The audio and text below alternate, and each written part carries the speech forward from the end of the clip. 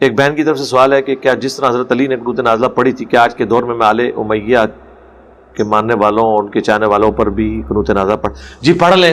آل امیہ تو ویسے ہی ختم ہو گئی، اب تو ان کے صرف وکیل ہی رہ گئے. ہاں آل امیہ دنیا میں کہیں نہیں موجود اس وقت.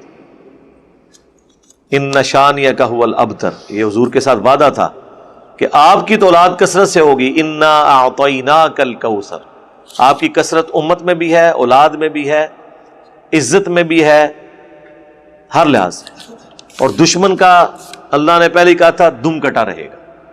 آج آپ عرب ملکوں میں چلے جائیں، آپ کو بنو تمیم بھی ملیں گے، بنو عدی بھی ملیں گے، بنو تیم بھی ملیں گے جو حضرت ابوبکر کا خاندان تھا. بنو عدی جو ہے وہ حضرت عمر فاروق رضی اللہ تعالیٰ کا. اور بنو ہاشم تو ادھر ہی اتنے آپ کو مل لیں گے پوری دنیا میں.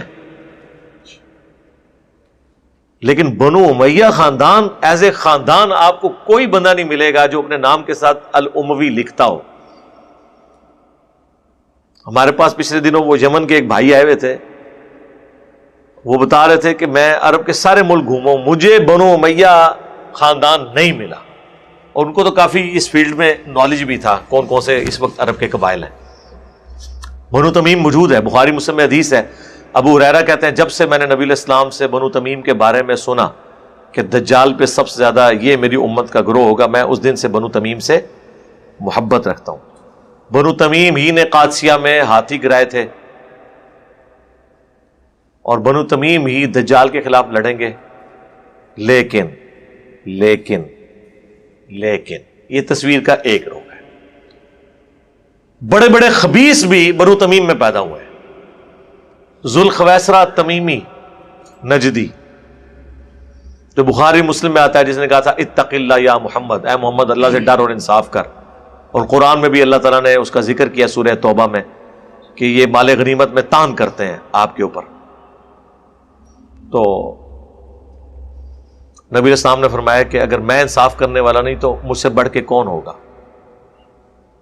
تو صحابہ نے کہا اجازت دیں ہم اس کا گلا کاٹ دیں. آپ فرمایا چھوڑ دو، اس کی نسل میں بھی ایسے لوگ پیدا ہوں گے خوارج.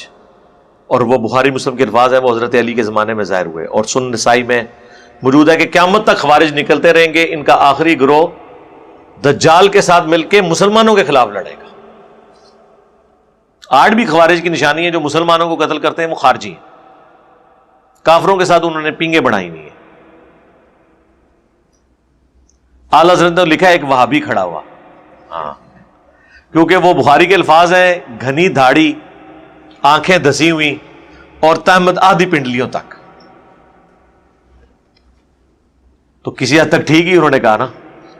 تو وہ کہتے ہیں یہ حلیہ جس کا بھی ہوگا نا وہ بنو التمیم سے ہوگا، وہ ذوالخویسرہ التمیمی کی اولاد ہے. اور اس سے خطرناک بات یہ ہے، خطرناک سے بھی زیادہ خطرناک، جس سے اہل حدیثوں کی کانپیں ٹانگ جائیں گی، یعنی ٹانگیں کانپ جائیں گی، کہ محمد بن عبد الوہاب صاحب بھی یہ تمیمی ہے اور ابن تیمیہ بھی یہ تمیمی ہے. یہ بھی دونوں بنو تمیم سے. اس لیے بریلوی کہتے ہیں یہ اسی ذوالخویسرہ التمیمی کی اولادیں ہیں گستاخ. اور ایون میرے بارے میں 8 سے 10 سال پہلے جیلم میں جب بریلویوں نے ایک بہت بڑے اشتہار چھاپ کے مختلف دیواروں پہ لگایا، اس میں لکھا ہوا تھا ذوالخویسرہ التمیمی، ابن تیمیہ التمیمی، عبد الوہاب التمیمی کے بعد انجینئر محمد علی مرزا التمیمی.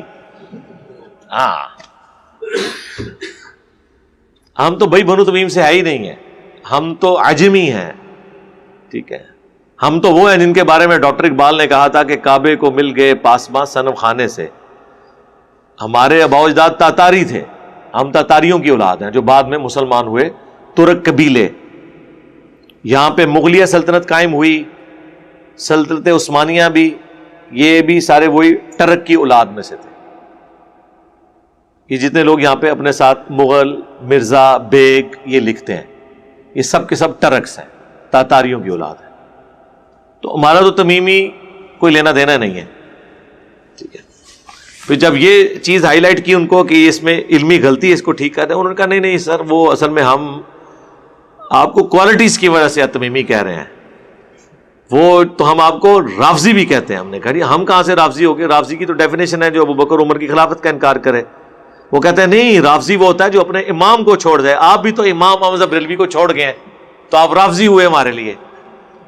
تو واقعی لغت کے معنوں میں تو ہم رافضی ہیں، اصطلاح کے معنوں میں نہیں ہیں.